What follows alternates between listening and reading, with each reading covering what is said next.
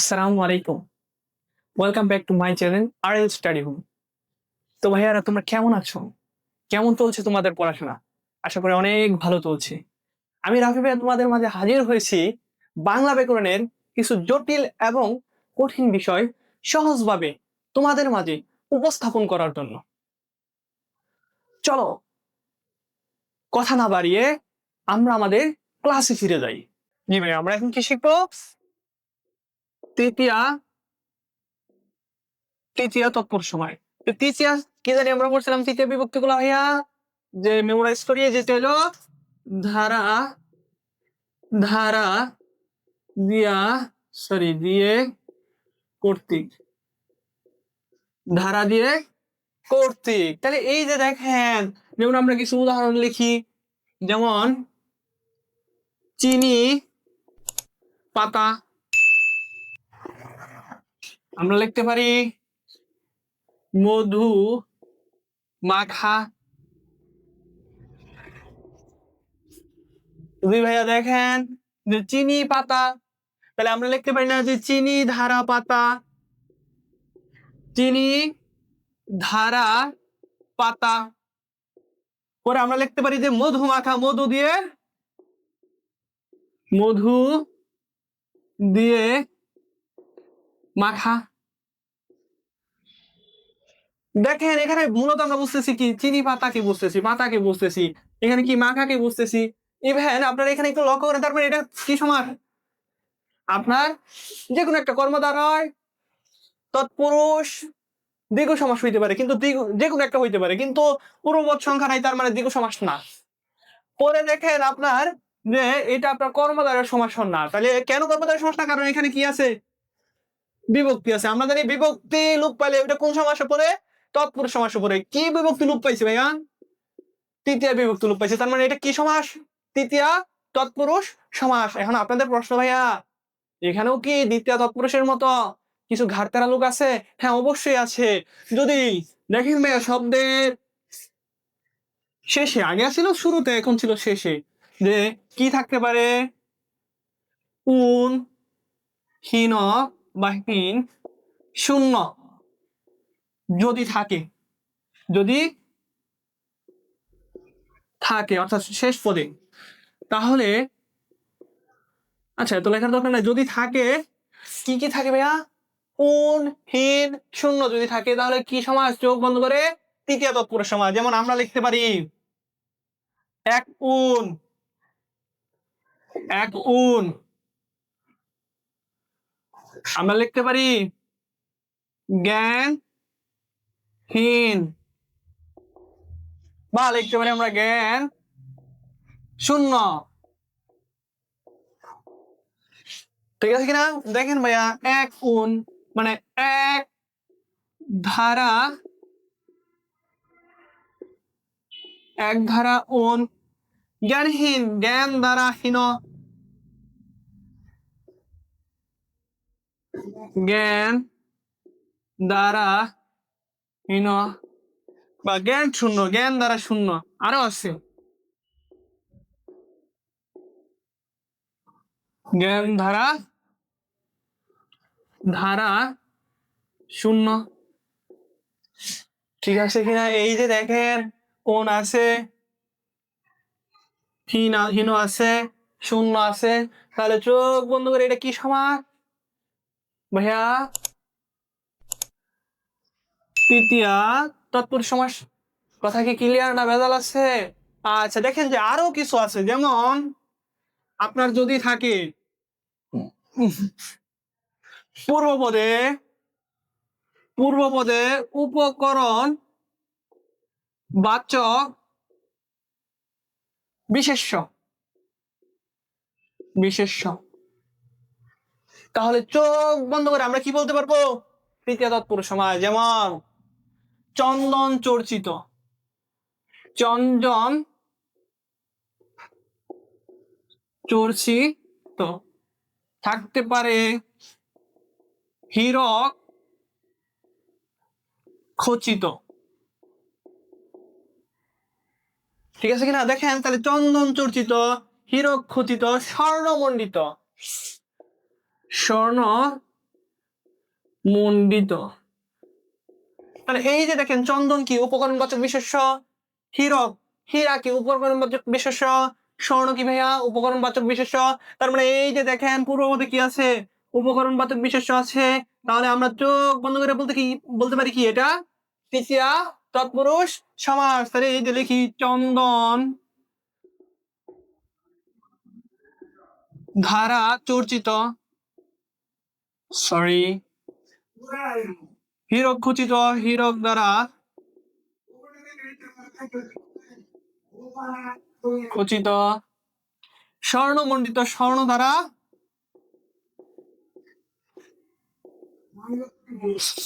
মণ্ডিত।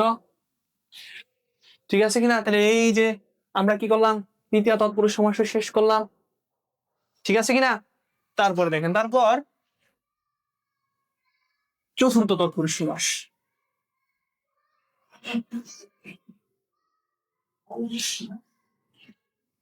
কি সমাস ভাইয়া? চতুর্থী তৎপুরুষ সমাস। চতুর্থী কি? কে রে জন্য নিমিত্ত। একটু লক্ষ্য করেন যে ভাইয়া যে দ্বিতীয় বিভক্তি আছে এখানে।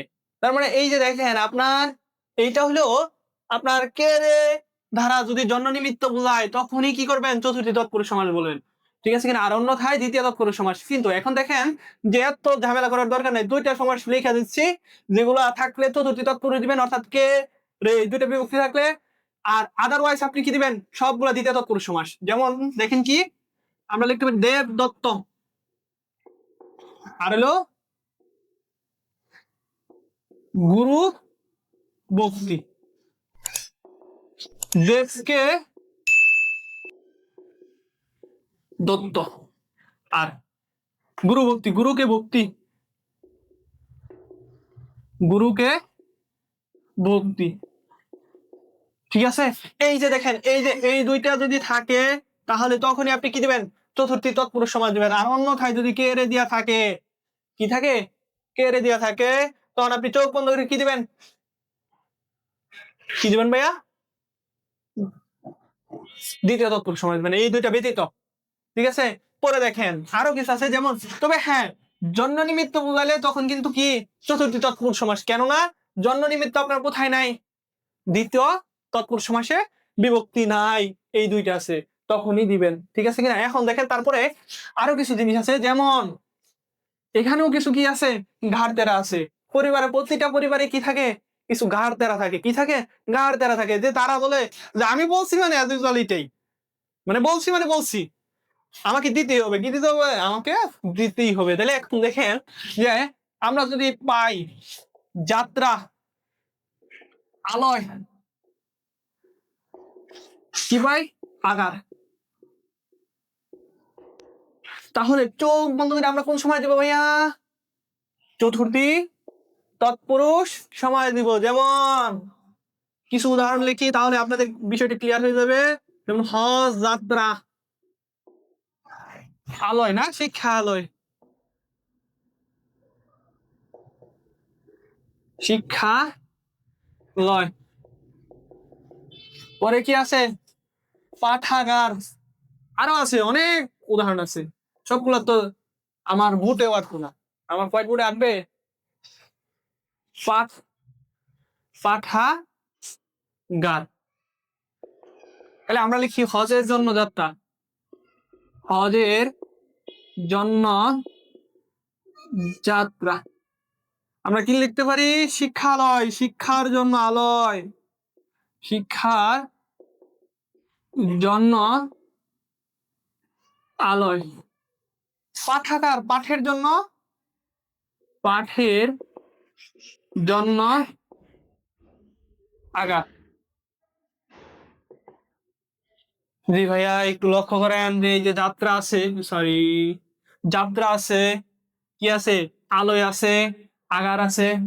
তাহলে আমরা চোখ বন্ধ করে কি সমাস দিব ভাইয়া চতুর্থী তৎপুরুষ সমাস। কথা কি ক্লিয়ার না ভেজাল আছে? কি কথা ক্লিয়ার? আচ্ছা ভাইয়া এখন এত উদাহরণ তো আমার পক্ষে দেওয়া সম্ভব না, ভূতেও ধারণ করা সম্ভব না। যেহেতু সম্ভব না, সেহেতু আপনারা কি করবেন, যে আমি যা পড়াইছি তার বাহিরে কোন বিষয়গুলো আছে আপনারা কি করবেন, প্রয়োজনে কমেন্ট করবেন, যে বলবেন যে স্যার বা ভাইয়া আপনি তো পড়াইছেন, আপনার পড়ার সাথে তো মিল পাই না। কি ভাই না, তো এর সাথে মিল পাই না, তাহলে আপনারা কি করবেন, বের করবেন এবং পরবর্তীতে আমাকে জানাবেন, আমিও শিখবো। ঠিক আছে কিনা? আমি তো শিখাতে আসিনি, আমি কি করতে আসছি ভাইয়া, শিখতে আসছি। কথা কি ক্লিয়ার না ভেজাল আছে? ওকে ভাইয়া, তারপর দেখেন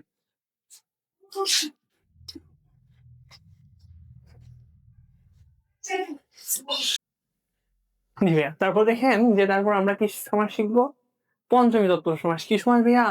পঞ্চমী তৎপুরুষ সমাস। তৎপুরুষ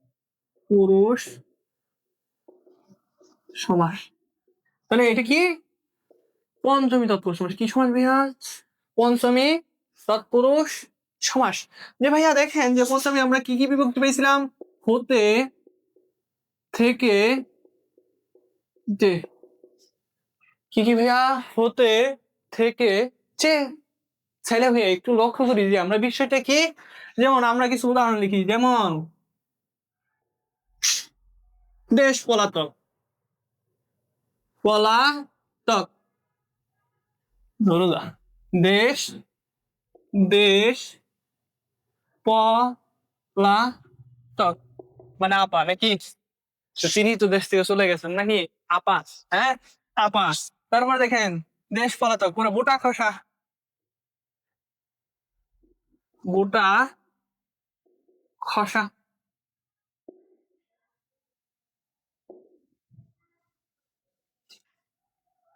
গাছ পড়া, গাছ পড়া। আচ্ছা আর না দেই, ঠিক আছে, আমরা তাড়াতাড়ি শেষ করি, বিষয়টা হয়তো লম্বা হয়ে যাচ্ছে বিষয়গুলো। দেখেন দেশ পলাতক, আমরা কি বলে লিখতে পারি, দেশ হতে পলাতক, দেশ হতে পলাতক মানে কি ভাইয়া, আপা।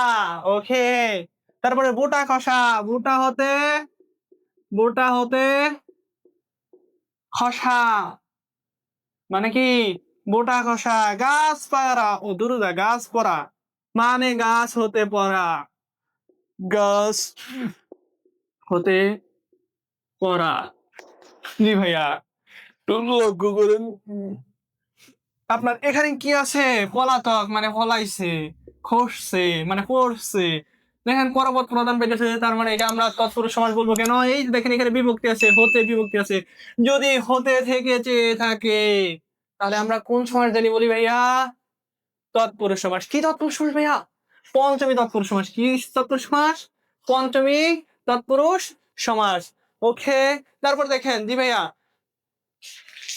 আমরা আমরা বলছিলাম যে কিছু কি আছে, প্রতিটা পরিবারে ঘাড় দ্বারা আছে, এখানেও যদি আপনার কিছু কোটেশন থাকে, যেমন কি কোটেশনটা থাকতে পারে, যদি মুক্ত থাকে, কি থাকে, মুক্ত থাকে, কি থাকে ভাইয়া, মুক্ত থাকে, পরপদে যদি মুক্ত থাকে তাহলে আমরা চোখ বন্ধ করে কোন সমাস বলবো, পঞ্চমী তৎপুরুষ সমাস বলবো। কি সমাস বলবো?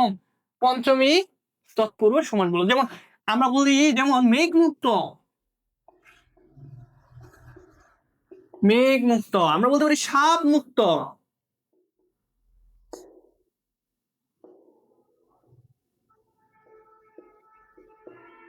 আমরা বলতে পারি যে তাহারা জেল মুক্ত। আরো আছে, লক্ষ লক্ষ আছে, আরো অনেক আছে, সবগুলো কি লেখার প্রয়োজন আছে না? আরে ভাইয়া দেখ তোরা, যে কি আছে, মুক্ত আছে, তাহলে চোখ বন্ধ করে কিতা দিতাম, পঞ্চমী তৎপুরুষ সমাস দিয়াম। আরে এই যে দেখেন মেঘ হতে মুক্ত, মেঘ হতে মুক্ত, পরে কি ভাইয়া সাপ মুক্ত, সাপ হতে মুক্ত, পরে কি আছে জেল মুক্ত, জেল হতে মুক্ত। ঠিক আছে কিনা? তাহলে এই যে একটু লক্ষ্য করেন, এখানে মুক্ত আছে, মুক্ত আছে, মুক্ত আছে মানে কি, চোখ বন্ধ করিয়া পঞ্চমী তৎপুরুষ সমাস। কথা কি ক্লিয়ার না ভেজাল আছে? পরে দেখেন পঞ্চমী পরে কি ষষ্ঠী তৎপুরুষ সমাস, কি সমাস? ষষ্ঠী তৎপুরুষ সমাস। ষষ্ঠী তৎপুরুষ সমাস কি কি জানি আমরা পাইছিলাম ভাইয়া?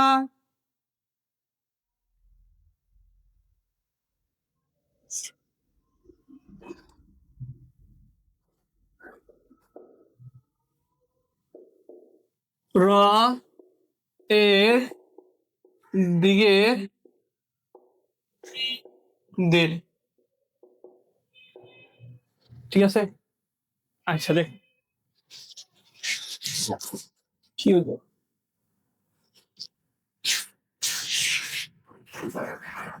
আচ্ছা দেখেন পরে, আচ্ছা দেখেন ভাইয়া পরে আমরা কি শিখবো? ষষ্ঠী তৎপুরুষ সমাস কি ভাইয়া? ষষ্ঠী তৎপুরুষ সমাস কি? র এর দিকের দের। যেমন আপনার উদাহরণ হিসেবে আমরা কি পাই? যেমন আমরা বলতে পারি মামার বাড়ি, মামা মামা বাড়ি। আমরা লিখতে পারি ধান ক্ষেত,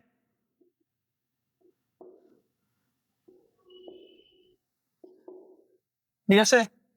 তারপরে দেখেন যে পরে দেখেন যে মামার বাড়ি, এখানে আমরা লিখতে পারি না যে মামার মামার বাড়ি।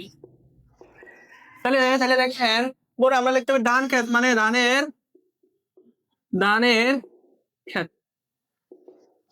তাহলে এই যে একটু লক্ষ্য করেন যে ভাইয়া এখানে কি বিভক্তি আছে? র বিভক্তি আছে। কি বিভক্তি আছে? র বিভক্তি আছে। তাহলে একটু লক্ষ্য করেন যেহেতু র বিভক্তি আছে এবং এখানে আমরা বাড়ি কি মিন করতেছি, তার মানে এটা কি পরপদ প্রদান পাইতেছে, তার মানে এটা কি তৎপুরুষ সমাস। আর এখানে ষষ্ঠী বিভক্তি লোপ পাইছে, ষষ্ঠী বিভক্তি লোপ পাইছে, তার মানে এটা কি সমাস? ষষ্ঠী তৎপুরুষ সমাস, ঠিক আছে। তারপরে দেখেন যদি শব্দে থাকে কি কি থাকতে পারে, যেমন কিছু ঘাতের আছে, যেমন রাজি অর্থাৎ বহু বচন জাতীয় শব্দ, রাজি, পরে হলো গণ, জুত, সরি জুত, পাল,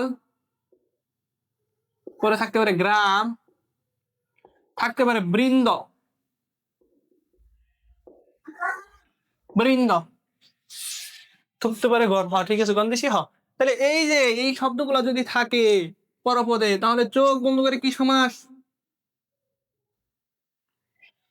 চোখ বন্ধ করে আপনার ষষ্ঠী তৎপুরুষ সমাস, কি সমাস ভাইয়া?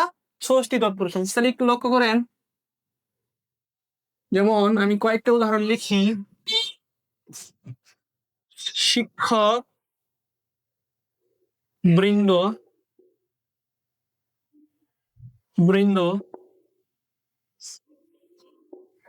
না ঠিক আছে, শিক্ষক বৃন্দ, পড়ল ছাত্রগণ, ছাত্রগণ,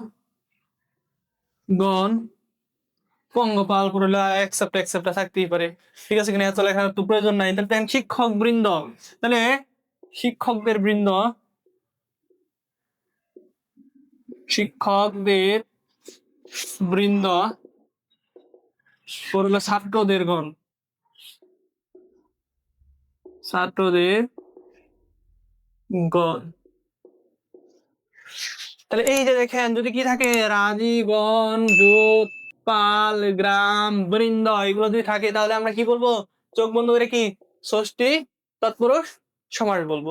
আচ্ছা নিবে, তারপরে দেখেন যে আপনার সপ্তমী তৎপুরুষ সমাস, সপ্তমী এ অ তে। তাহলে দিবে একটু লক্ষ্য করেন যে আপনার কি কি আছে আমরা জানি, যেমন আমরা কিছু উদাহরণ লিখি, যেমন অকাল মৃত্যু, অকাল মৃত্যু, পড়ল বনভোজন, বন বনভোজন, বন সরি বনভোজন, রতারোহণ, রতা আরো হন। পরে আমরা লিখতে পারি গাছ পাকা। গাছ পাকা। তাহলে জি ভাই একটু লক্ষ্য করেন যে অকালে মৃত্যু মানে কি, যে এখানে আমরা লিখতে পারি যে অকালে মৃত্যু, অকালে মৃত্যু। পরে আমরা লিখতে পারি বনভোজন, বনে বনে ভোজন। পরে আমরা কি লিখতে পারি, রথ আরোহণ মানে রথে আরোহণ। আমরা লিখতে পারি গাছ পাকা, গাছে পাকা। ঠিক আছে কিনা? তাহলে এই যে দেখেন আপনার এ বিভক্তি আছে, এ বিভক্তি আছে, এ বিভক্তি আছে, এ বিভক্তি আছে, মৃত্যুকে বুঝাইতেছি, ভোজনকে বুঝাইতেছি, আরোহণকে বুঝাইতেছি, পাকাকে বুঝাইতেছি। তার মানে এটি কি সমাস ভাইয়া? সপ্তমী তৎপুরুষ সমাস। তার মানে আমরা তৎপুরুষ সমাসে আরো কিছু প্রকারভেদ আছে, এগুলো আমরা পরবর্তী ক্লাসে শিখবো। ঠিক আছে, সে পর্যন্ত সবাই ভালো থাকেন। ওকে, টাটা।